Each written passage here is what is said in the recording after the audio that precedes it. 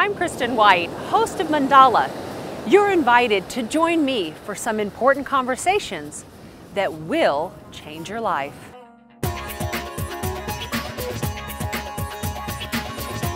I'm Kristen White. I'm a mother, an author, a journalist, and a mystic. And the reason I started Mandala is because I had so many questions myself. Like many of you, I wondered, is this what it's all about? Is this really my true life's purpose? Am I meant to do more? And I'm meant to be more? And how do I take the steps to get there? When you hear the word gentle, what comes to mind for you? Gentleness is not a quality admired in our modern aggressive society. Yet there is great power in gentleness. Gentleness is important when holding a new baby, caring for someone who is sick, and supporting our aging parents. Most importantly, gentleness with ourselves allows us to create space to make change. It cultivates an environment of self-acceptance and allows our personal happiness to grow. In this episode, we're going to meet the author of Living with Intent, Mandala Chopra, daughter of Deepak Chopra, as she discusses how she is able to balance motherhood, the demands of a busy life, and manage the guilt that sometimes goes along with trying to take it all on. Then we're going to get in bed with Naomi Call and discuss how to wake up gently with yoga in bed. Author of The Gentle Path of the Heart, Anders Nilsson, will help us gently expand your acceptance of yourself so that your true self can blossom, discovering the light within through gentleness. And Don Miguel Ruiz Jr. and I will discuss the 5 levels of attachment, and that attachments are actually a form of violence against ourselves. Attachments can cause disappointment, pain, and negative emotions. Mandala is a tool used for meditation. We're going to invite you to join us for a moment of mindfulness. So pause and listen. There is something here just for you in the next few moments.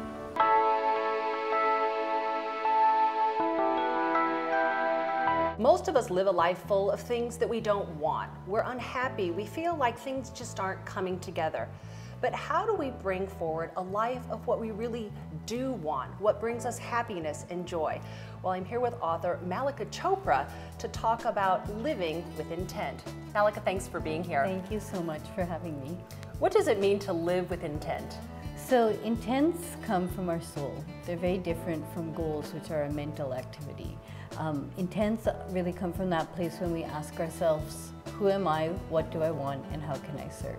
So for me, living with intent is living a healthier, happier, more connected, and more purposeful life. So some of us don't even know how to ask for what we want. How do you start to craft an intent? So when I was young, I learned how to meditate when I was 9. My father is the well-known author Deepak Chopra. And after meditation, my father would ask my brother and I to repeat a phrase. It goes like this: I am responsible for what I see. I choose the feelings I experience and set the goals I will achieve. And everything that seems to happen to me, I ask for and receive as I have asked. And my dad would ask us, what do you ask for? We'd say tickets to the Celtics, a trip to Hawaii, a new Atari game. So we had many things we'd ask for, but he'd ask us to consider love, connection, inspiration, purpose. So we were taught on a daily basis to ask for the qualities in our life that we wanted. So I think that's where we begin. We start to really ask ourselves at a very deep level, what's going to make me happy? What's going to make me feel connected? And to be truthful and honest about the answers. I think that's such an important point because, especially now with the law of attraction, we all ask for something material. And we think that an intention to manifest something material is going to bring us happiness or bring us peace or bring us a sense of well-being. And even when it arrives, we still feel the same. Yeah. So, you know, we were never taught about the law of attraction in that way. It never really came up the material side. Right. It was really more to think about how we could be connected, how we could be purposeful, you know, asking on a daily basis, how can I serve? How can I serve not only myself, but my world, my community, my planet? So, you know, I really think of intent that way, but I recently wrote a book, and in it I came up with a path to intent. Which was around the acronym INTENT. So it begins with incubate, notice, trust, express, nurture, and finally take action. And so that's one of the things I really feel in this world of the law of attraction or self-help is people say, oh, I state what I want and it happens. You know, I don't believe that. I wasn't taught that way. I really believe that it's a process of life. It's part of the journey, but there's that take action is the really critical aspect for me as well. So you write in your book about going through a period of confusion. You have a very famous father. Yes. And you felt for some time that you needed to also achieve at that level? So like I said, I'm a Chopra. I learned how to meditate when I was 9. So people think that I lead this life of meditation and yoga and eating vegan. And the fact is I'm an irregular meditator. I hate doing yoga. I'm a sugar addict.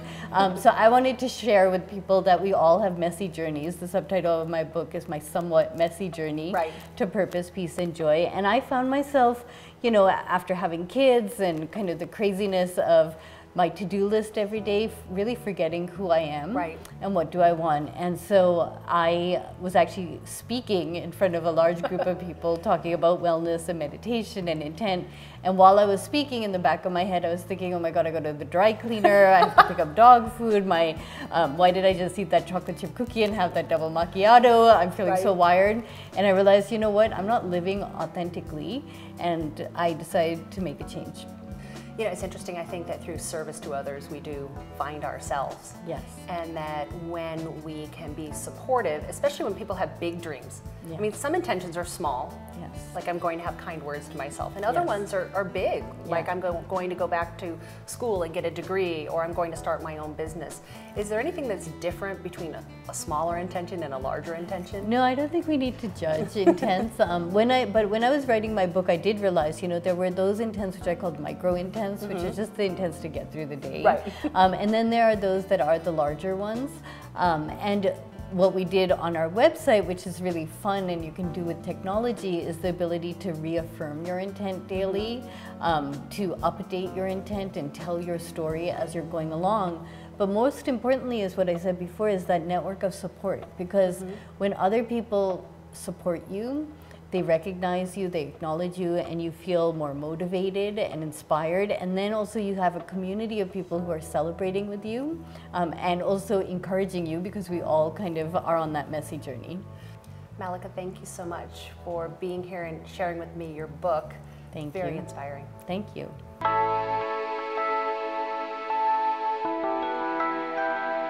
You may wonder why I'm sitting in bed. It has been a long day.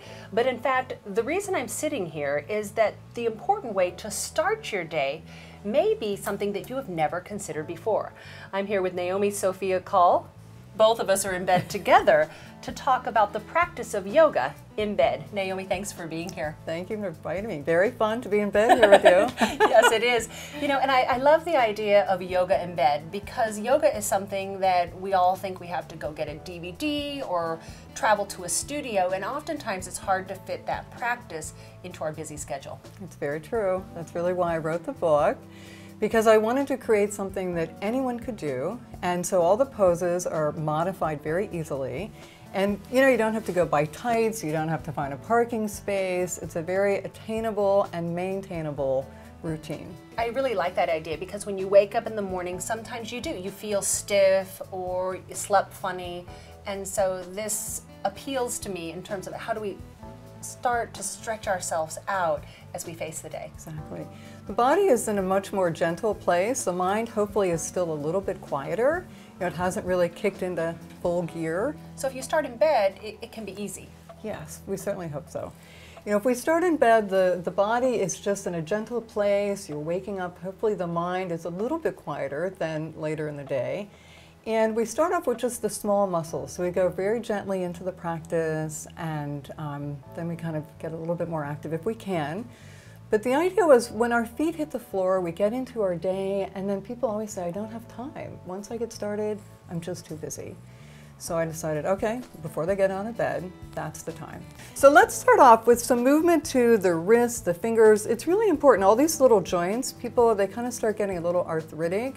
So simple things like circling the fingers, helping to stretch the fingers back, give them a little tug back.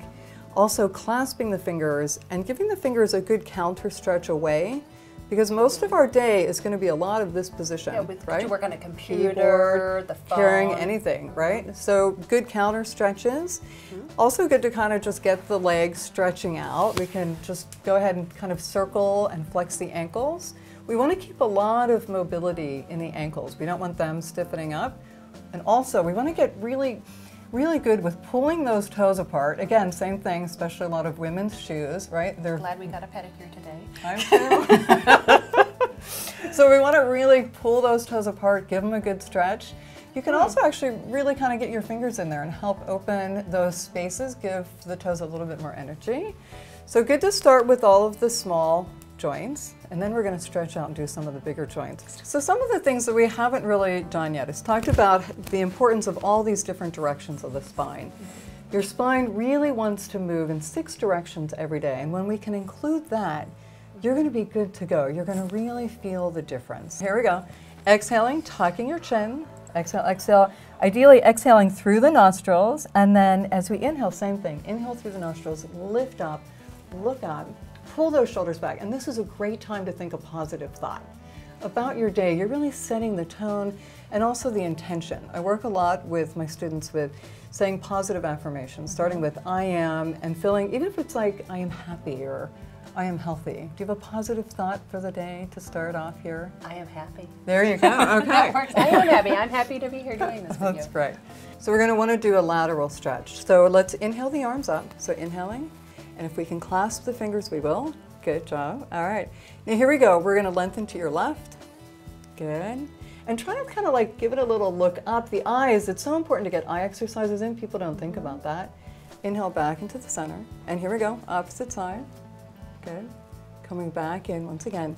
So while the fingers are clasped and they're up there, we'll get just a little counter stretch in. Okay. And if you can, go ahead and drop those hands behind your head. And once again, opportunity to lift up and open the heart. Take that extra deep breath. Let out a nice long exhale. And as you do, we're going to roll and tuck again. Pull those elbows in and together. Keep squeezing that breath out. So you're really using the body here to help you get a deeper breath. Inhaling up. And one more. Exhale forward. Pull those elbows in. Keep squeezing that breath out, Kristen. Inhale back up. And here we go. Press up. Lift up. One more nice. Okay. And exhale down. Wonderful. Beautiful. Now, we often end kind of bringing those palms together. Very sacred gesture. Kind of connecting in with the sternum and the heart. It's nice to close the eyes, even though like this is a morning stretch and we're going off into a busy day, to just have those 3 deep breaths of gratitude. And we're not going to really do a whole savasana, like a whole little relaxation, but even those few moments of mindfulness partnered with your breath are going to set the tone for your day that's going to be completely different. And then a little namaste. Namaste. A little honoring of you and being able to share this with Namaste. Thank you, Naomi. You're so welcome. It's truly a treat to That share was yoga fun. with you in bed. Yes. I can honestly say I've never done that before. Should try it. Thank you.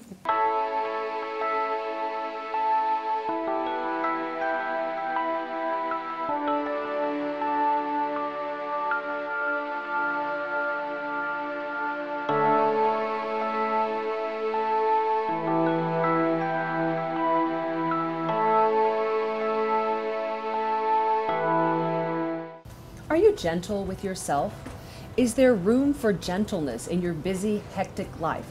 Oftentimes, our lives are so full of chaos that we have trouble with our health and our well-being, and our levels of stress create a lot of confusion in our lives. Well, I'm here with Anders Nilsson to talk about how we can slow down and discover our life's true path. Anders, thanks for being here. Oh, I'm so grateful to be here. Wonderful. So, what does gentleness mean to you? Gentleness means that you actually love yourself. You love yourself in every moment of the day, and you love people around you.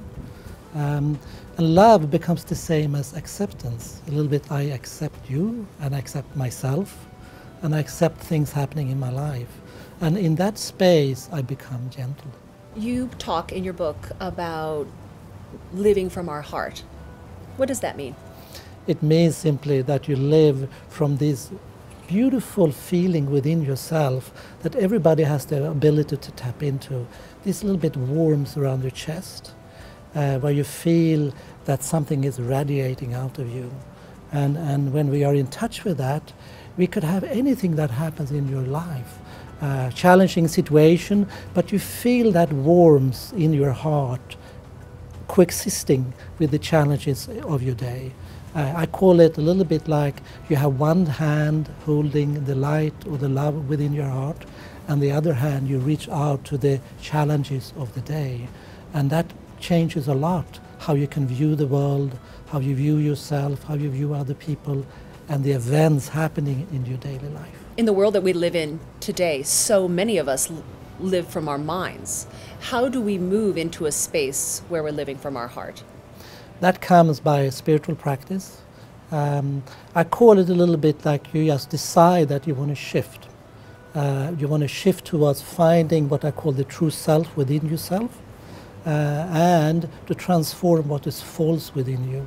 And what I mean with false is what people call the ego and so on. So that might actually be driving your life a lot. And then usually you're in your mind worrying about things, worrying about the future, thinking about what happened in the past, and that drives our life often very much. So by deciding that I want to stop doing that, I will really start to becoming more who I really are, and I outline a number of exercises how to do this, and maybe I could just bring out one of them, very simple one. Absolutely. I call it, just find the sensation within you, how it feels that you exist. Just sit down, relax, and feel the sensation within you that you actually exist. When you feel that you exist, you don't need to be anyone, you don't need to do anything, you don't need to be perfect, you just exist. And that starting point brings forward more and more of who you are. And I practice that anytime during a day when I have to wait for a flight, standing in line in the grocery store, being irritated on someone, I go back in trying to find that connection. And that is like a portal into yourself. On top of that, we can practice also to seek to feel this warmth around our heart. So these two, feeling how it feels to exist, that sensation, and the warmth in your heart, just these two will make miracles in people's life. Your background is interesting. You're a scientist. Yes. And yet your book is about spirituality. Yes. How did that evolve?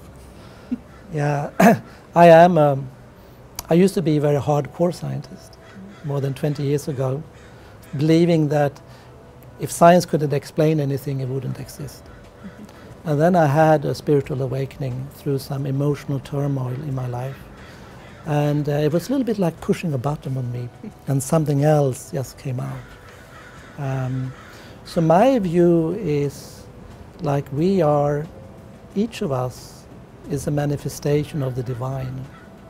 And we are here having an experience being a human form.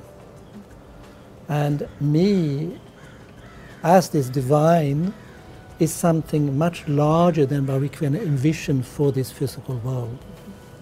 But we are having an experience of this physical world around us.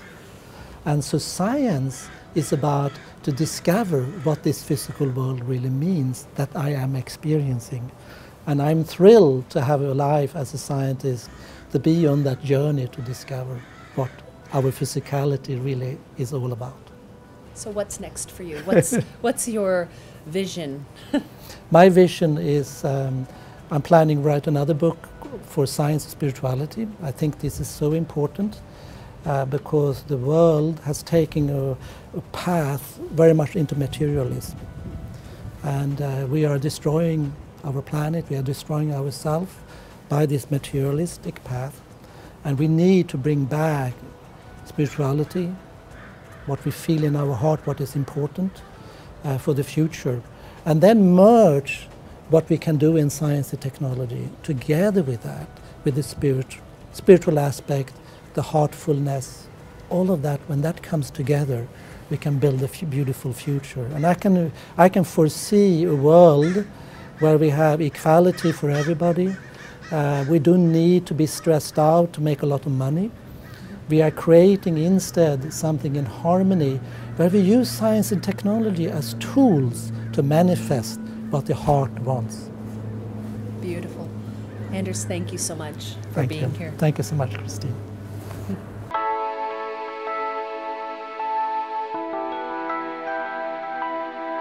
When we're attached to things, how does it impact our life and our ability to have that free will to truly express what we really want to achieve? I'm here with Don Miguel Ruiz Jr. to talk about his book, The 5 Levels of Attachment. Don, thanks for being here. Oh, thank you so much for having me. It's my pleasure. What are the 5 levels of attachment? So you can say that the 5 levels of attachment represent the increase of energy we put into our attachment. You can say at level 1, which is called the authentic self, we basically know that we're this living being, that we're completely engaged and can go in any direction in life because we're alive. We're alive in this moment to live life as full as we want it to be. At level 2, preference, basically we engage a moment. So imagine a flower. At level 1, the flower is completely open. At level 2, imagine a flower that engages a moment, and when the moment is over, it's able to reopen. So it's a flower that pulsates with every moment in life.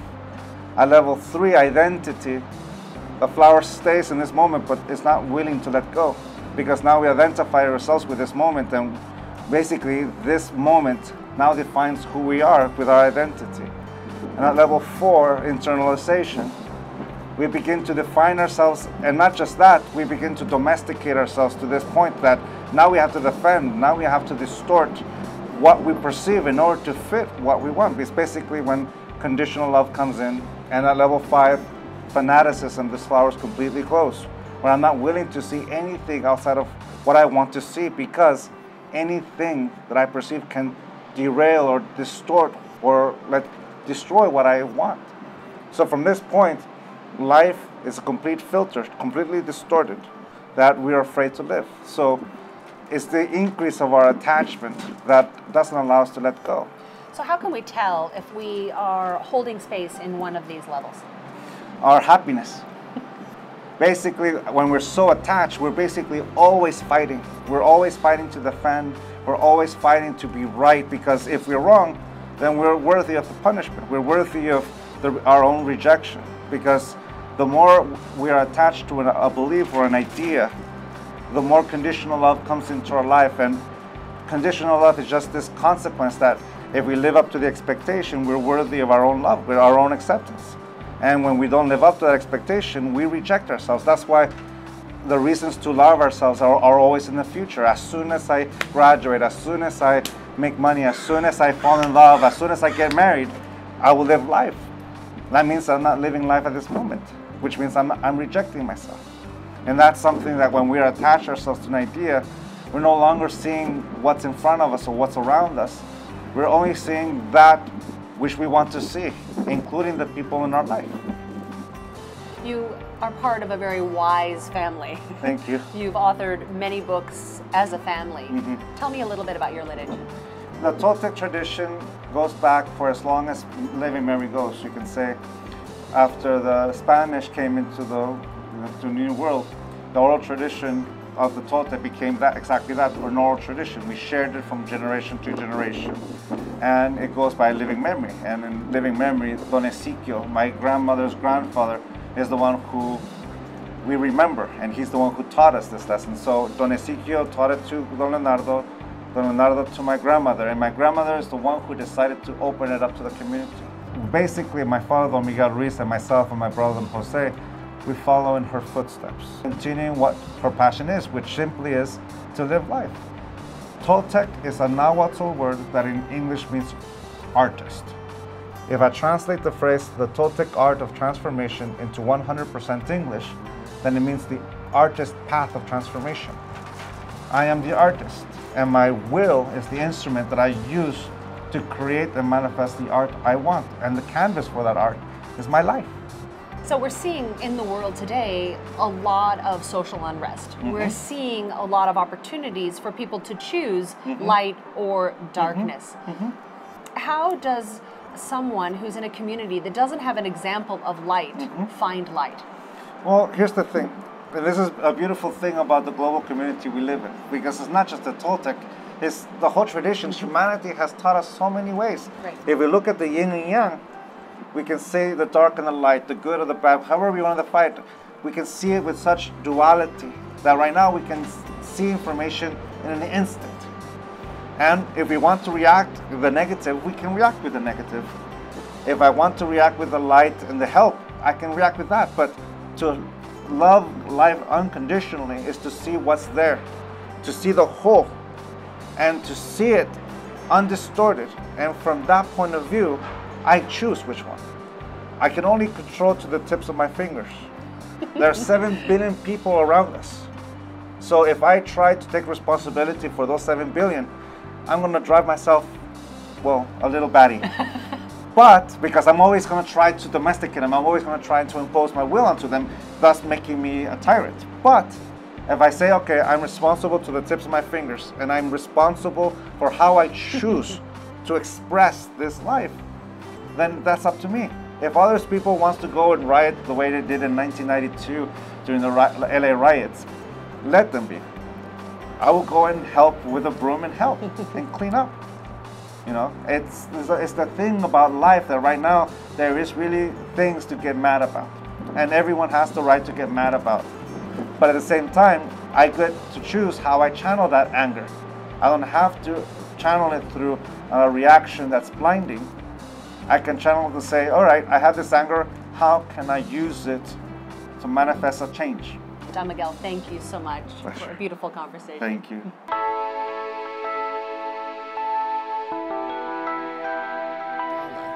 Mandala is a meditative tool, and we often share with our guests and viewers a meditative practice. Do you have one from your book that you would like to share with us? The most simple one is just what we spoke about. I do a meditation which is really to become very quiet within. Do you want to do it? Yes, yes, Okay. yes, we can do it. I'll follow your lead. So we just take a deep breath and breathe out. And we come here to be fully focused on the moment. We can hear all the sounds around us, the waves from the ocean, little traffic in the background. We can feel the temperature of the air towards our body. A little bit of the sun rays coming through the clouds towards our skins. And we are fully here right now. We show the world who we truly are, and we show our body the home we have being a human, that we truly love it fully by immersing it with this warmth, light, whatever we actually see there. And with that, we just come back a little bit to this moment again. That was beautiful. Thank you. A mandala represents the circle around your own life, the past, the present, and the future. The patterns and possibilities are endless, yet how you create your own mandala is completely up to you. Did you find something in our conversations today that inspired you? Often, all it takes is one word, one thought, or one idea to completely transform your life. I invite you to create a new design for your life.